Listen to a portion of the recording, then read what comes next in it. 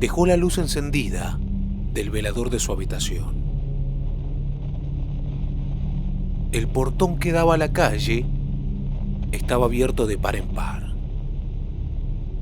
Y la puerta principal de su casa sin llave. Es que el anciano pensaba ausentarse por un rato nada más, y en parte lo hizo.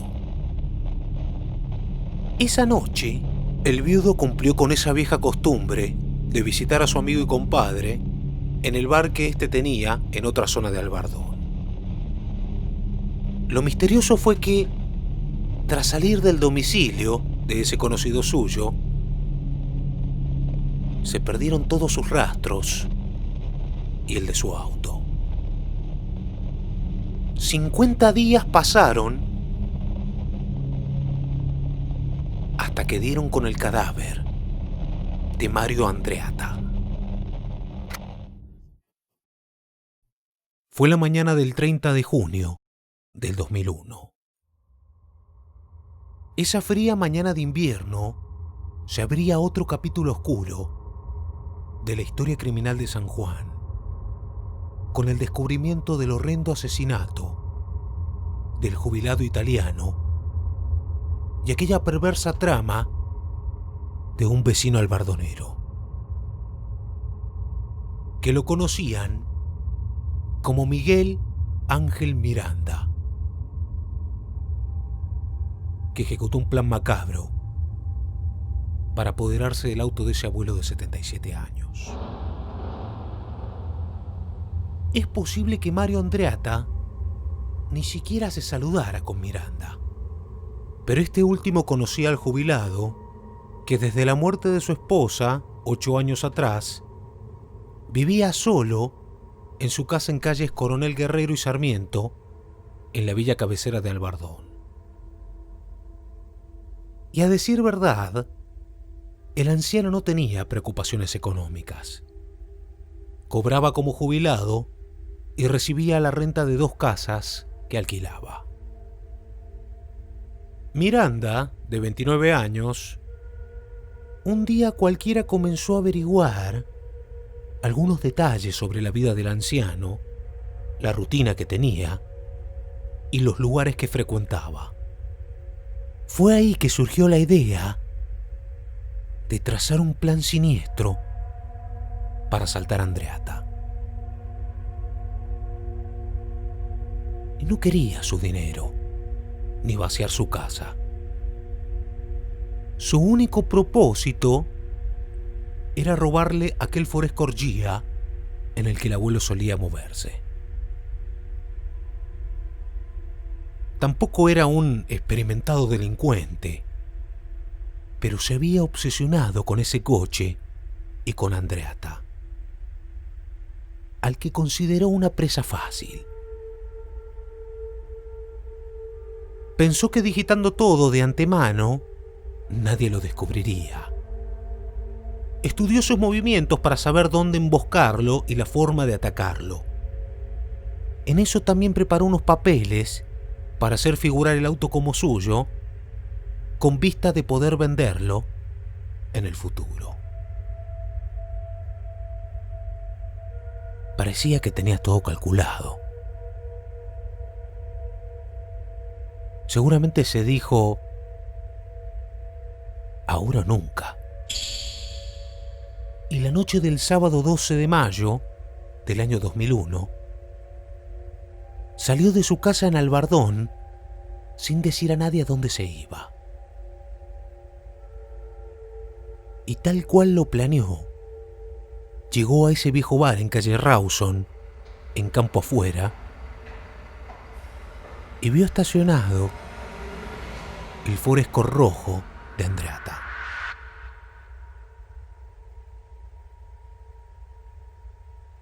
Como de costumbre, el anciano estaba dentro del local. Esto es, a 3 kilómetros de su domicilio. Había ido a visitar al dueño del bar, su compadre y amigo, Oscar Chirino. Así que Miranda mantuvo la distancia, escondido, preparándose para dar aquel segundo paso. Sin que nadie lo observara, se acercó al coche y, como lo suponía, constató que las puertas estaban sin trabas. No perdió el tiempo y se metió en los asientos traseros. Se acurrucó bien para que no lo vieran y ahí se quedó paciente, esperando y esperando. Porque en algún momento el jubilado tenía que salir, pensó. El jubilado de 77 años cenó con su amigo y tomó un vino. Y alrededor de las 22:30 se levantó de la mesa para retirarse. Su compadre lo acompañó hasta la puerta y lo despidió en la vereda. Y la verdad es que no notaron nada extraño. Todo estaba oscuro en aquella zona, así que el abuelo se subió a su Ford y arrancó en dirección a su casa. En eso que iba, recorrió unos 100 metros, más o menos, y sintió un zumbido. Y cuando menos lo pensó, tenía una cuerda alrededor de su cuello y alguien que estaba detrás, que le ordenó que parara el vehículo. Se trataba de Miranda. El anciano supuestamente detuvo la marcha, pero no se quedó quieto. Era un hombre alto, con un buen estado físico a pesar de su edad, y furioso, largó algunos manotazos. Miranda, que estaba detrás, no le dio ni tregua. Tiró con fuerza de un extremo de esa soga, de más de 2 metros, a la que le había hecho un nudo ciego. La cuerda fue ajustándose y apretándose cada vez más en el cuello del anciano, hasta que en unos segundos largó sus últimas bocanadas de aire, mientras perdía sangre de los oídos, y terminó ahorcado.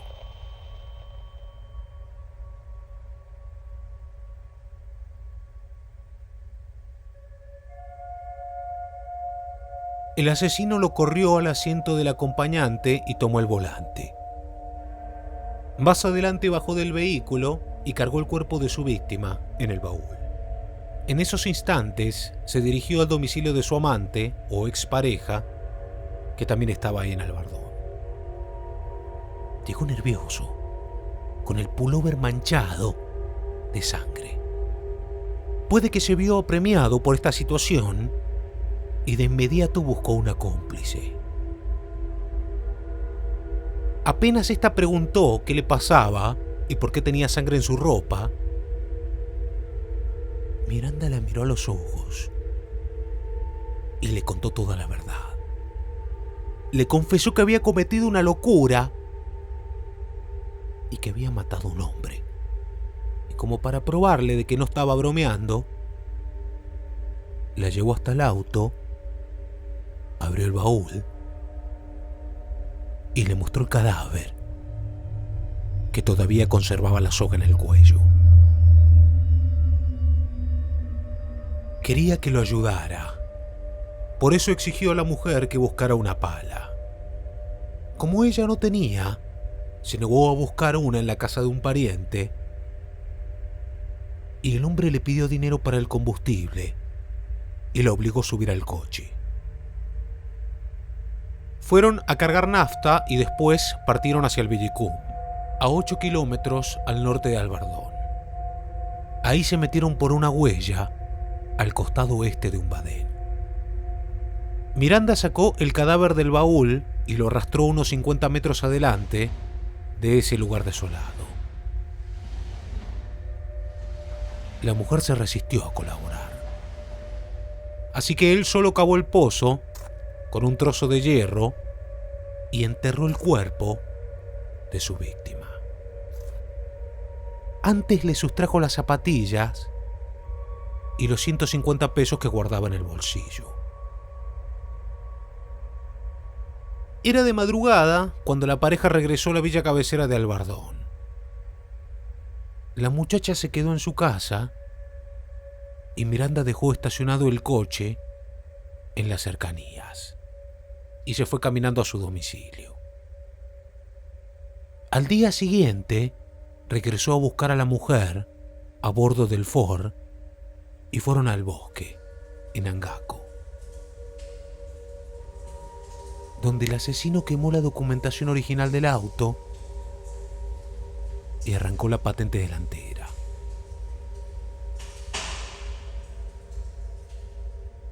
Aquello quedó como un secreto entre ambos. Lo que resultaba increíble, o al menos ingenuo, fue que Miranda conservó el auto y aparentemente lo ocultó en algún sitio.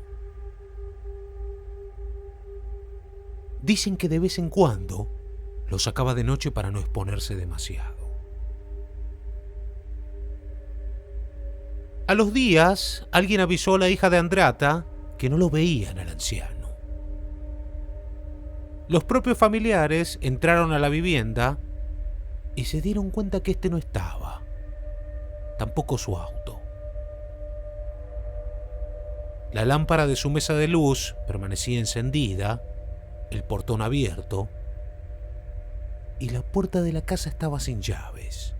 El compadre les contó que la última vez que lo vio al jubilado fue la noche del 12 de mayo. A simple vista se notaba que habían pasado días desde que el anciano no fue a su domicilio. Pero todo estaba intacto. Su ropa, sus pertenencias personales y también sus bolsos o valijas. Por otro lado, tampoco había avisado que se iba a algún lado. Y ni siquiera se les pasó por la cabeza la idea de que hubiesen tomado una decisión drástica.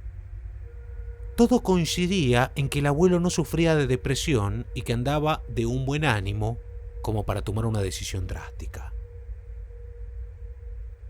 Así que la policía inició una investigación por la desaparición de Mario Andreatta. Mientras tanto, sus familiares recurrieron a los medios de comunicación de la provincia pidiendo colaboración para encontrarlo. Transcurrieron semanas en medio de tanta incertidumbre y angustia, hasta que la madrugada del 29 de junio sucedió algo inesperado. Una patrulla policial al mando del oficial Marcelo Videla, que recorría el callejón Soria en las afueras de Albardón,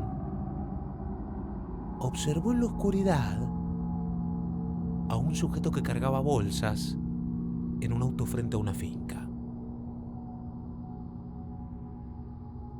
Ese oficial y su compañero pararon a interrogarlo a ese individuo que tenía unas bolsas con pasas. Este no supo darle una explicación de lo que hacía y no contaba con la documentación del auto. Sospechando que podía ser un ladrón, los policías lo trasladaron hasta la seccional 18. Y a los pocos minutos establecieron que la patente trasera estaba fraguada y que habían modificado las letras de una manera grosera. Así que no tardaron en descubrir que ese auto pertenecía a Mario Andreatta, el anciano desaparecido hacía más de un mes y medio. El dato llegó de inmediato a la central de policía y a las horas los efectivos de la Brigada de Investigaciones trasladaron a Miranda en calidad de detenido. Estaba perdido, no tenía escapatoria.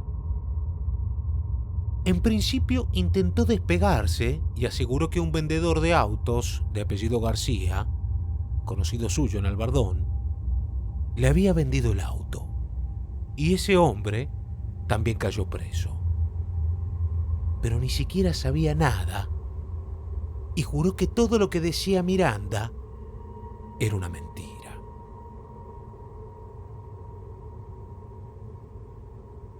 Pero horas más tarde, Miranda no aguantó y terminó confesando. Relató que él había matado al anciano, que le puso una soga en el cuello solo para asustarlo y obligarlo a firmar los papeles por la venta del auto. Y que jaló de la cuerda cuando éste se resistió y lo golpeó.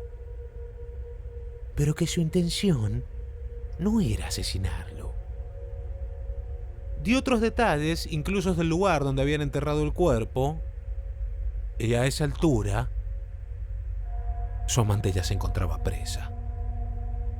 A primera hora de la mañana del 30 de junio del 2001, el juez Agustín Lanciani, junto a decenas de policías y con Miranda esposado, se trasladaron al Villicún y encontraron el cadáver del anciano. En el allanamiento a su domicilio, secuestraron las zapatillas de la víctima, los papeles por la supuesta venta del Ford y parte de la chapa delantera. Con todo esto, el caso estaba esclarecido. Asimismo, la ex amante declaró y hundió a Miguel Ángel Miranda, quien no tuvo otra salida que reconocerse como único responsable del crimen y de la maniobra del ocultamiento. El 1 de noviembre del 2002, los jueces Herrero Martín, Peluc Noguera y Ernesto Kerman condenaron al albardonero a la pena de reclusión perpetua. El delito, en esa ocasión, era homicidio criminis causa y robo agravado en concurso real. Es decir, que asesinó para facilitar o asegurar otro fin, que en este caso fue la sustracción del auto. Si nos ponemos a sacar las cuentas, en estos momentos, Miranda sigue cumpliendo la condena en el penal de Chimbas. Pero en la actualidad, ya empezó a gozar los beneficios de las salidas transitorias.